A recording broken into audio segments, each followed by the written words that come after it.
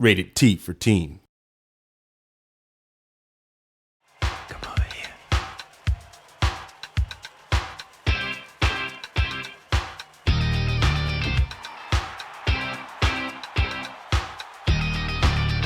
In the case of Rock Band 1 and 2, those games inspired a lot of people who got a taste of what it feels like to make music through the game, to then step away from their game consoles and actually pick up real instruments and start studying.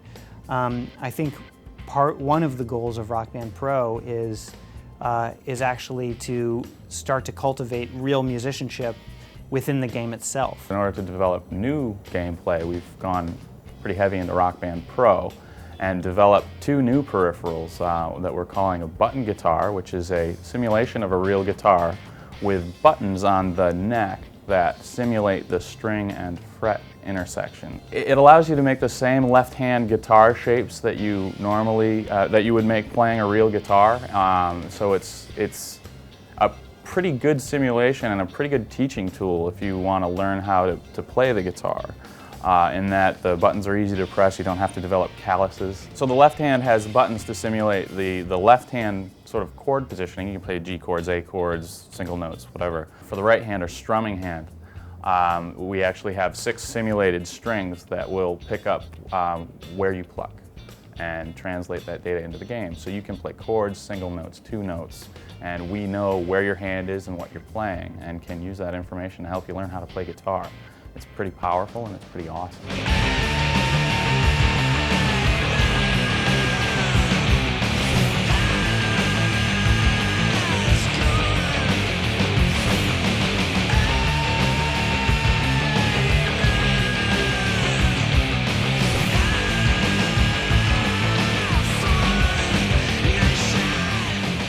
Compared to, like, you know, the entry level kind of action on a real guitar, it's actually pretty easy. You know, it's like you don't have to worry about tuning or strings or calluses or any of that stuff. It's really, you just sort of press the button and go. And we work with Fender to come up with a great shape for the button guitar, and one of the historical Fender entry-level guitars is the Fender Mustang. And so we decided, and along with our partners at Fender, that the Mustang shape would be like a really cool shape.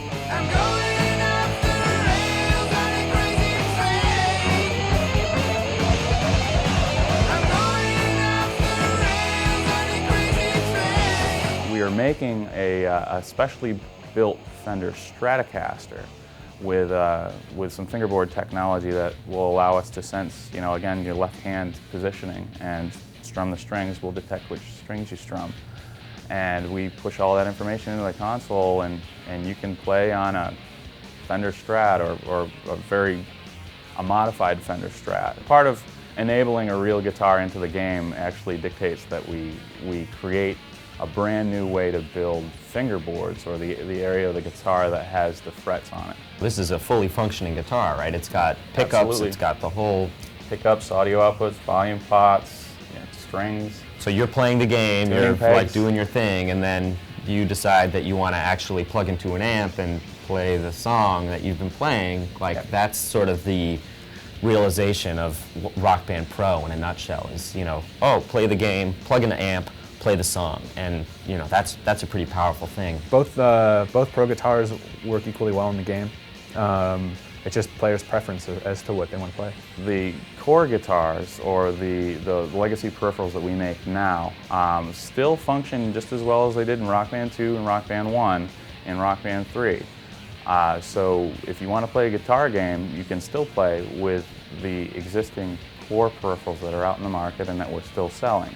We're trying to kind of innovate in new space, but also make sure that we are respectful of the investment that people have made.